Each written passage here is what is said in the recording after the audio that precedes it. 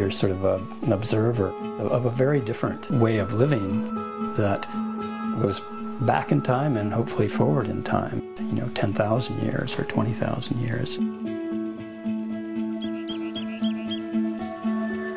The activity for the lamb, some of it's functional, obviously. They have to move from foraging patch to foraging patch.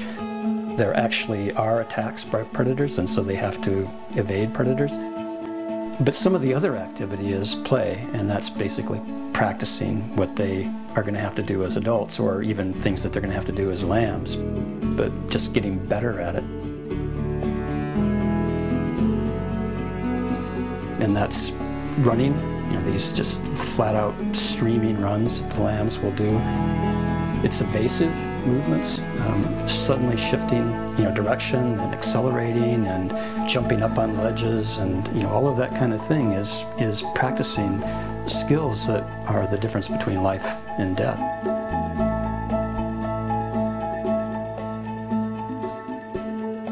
It's energy well invested.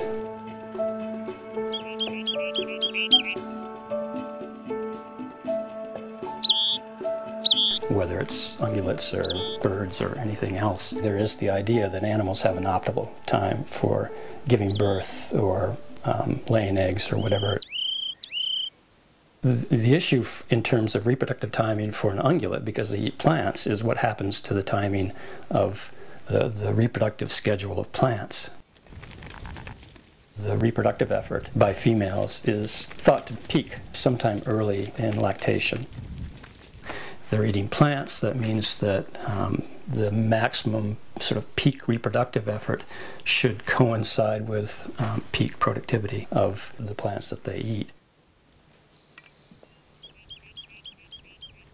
So in northwestern Montana, one of the predicted effects of climate change is changes in average precipitation, not necessarily throughout the year, but certain months of the year, changes in average temperature, and those things affect plant growth. So what that would suggest is that peak productivity of the plants that they eat might shift back, might come earlier.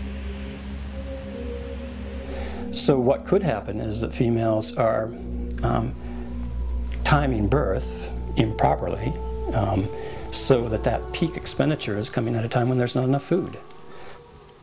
Then you may reduce weaning weights amongst the lambs and reduce survivorship over winter, the first winter when they're all on their own.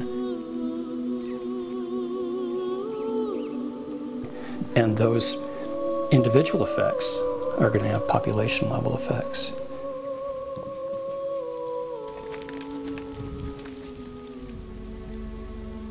So one big question is, can an animal, a species like bighorn sheep, if in fact peak productivity changes, if it comes earlier in the year, can populations of bighorn sheep and other similar species, can they track shifts in the optimal birth date? If they can't follow a shift, so they're no longer giving birth at the optimum time, then there's going to be some consequence, some fitness consequence for the mother or for their offspring. It may be that females, when they're suckling offspring, they may also be expecting to lay down some reserves, some fat storage for the next cycle. And so you can have these ripple effects, between reproductive cycles. Around here again, one of the other things that's happening with climate change is reduced precipitation during summer. Regardless of whether there is a change in the optimal time for giving birth, a change in temperature and precipitation can change seasonal habitat quality.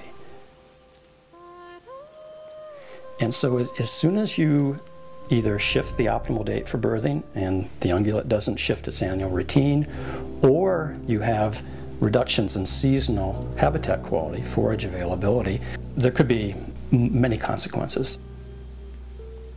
The message I would like to get across is to start thinking about what the consequences of climate change might be for large mammals that eat plants. We're in a position where we have to deal with the fact that the climate is changing. But, I guess fundamentally, it seems to me a mess.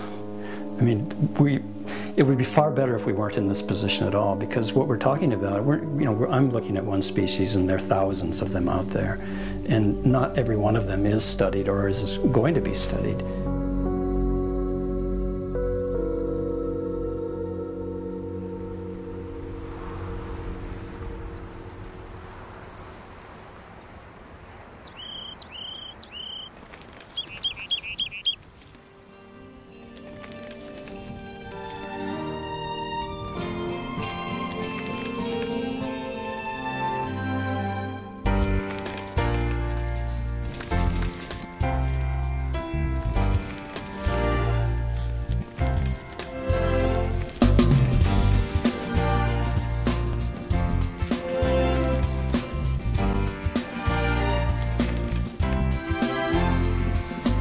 I've been studying bighorn sheep since 1979, and yeah, you get really attached, to not just to individuals, but to the species as a whole.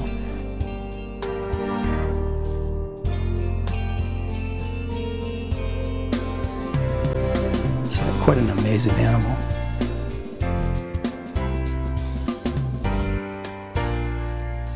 Now, with a 30-year history, I think it does give you a connection to this sort of deep time. You're witnessing a part of that stream. I think if we keep on the path that we're going, we're just going to have to live with a very messy fallout.